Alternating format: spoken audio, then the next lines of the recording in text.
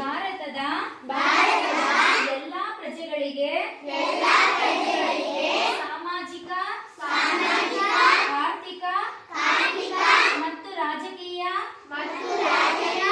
ನ್ಯಾಯವನ್ನು ವಿಚಾರ ಅಭಿವ್ಯಕ್ತಿ ನಂಬಿಕೆ ಧರ್ಮ ಮತ್ತು ಉಪಾಸನೆಯನ್ನು ಸ್ವಾತಂತ್ರ್ಯವನ್ನು ಸ್ಥಾನಮಾನ ಮತ್ತು ಅವಕಾಶಗಳ ಸಮಾನತೆಯನ್ನು ದೊರೆಯುವಂತೆ ಮಾಡುವುದಕ್ಕಾಗಿ ವ್ಯಕ್ತಿ ಗೌರವ ದೇಶದ ಏಕತೆ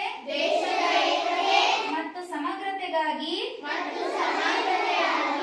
ಎಲ್ಲರಲ್ಲಿ ಭ್ರಾತೃತ್ವ ಭಾವನೆಯನ್ನು ಮೂಡಿಸುವುದಕ್ಕಾಗಿ ದೃಢ ಸಂಕಲ್ಪ ಮಾಡಿ ನಮ್ಮ ಸಂವಿಧಾನದ ಸಭೆಯಲ್ಲಿ 1949ನೇ ಇಸವಿಯ ನವೆಂಬರ್ ತಿಂಗಳ 26ನೇ ದಿನದಂದು ಈ ಸಂವಿಧಾನವನ್ನು ನಮಗೆ ನಾವೇ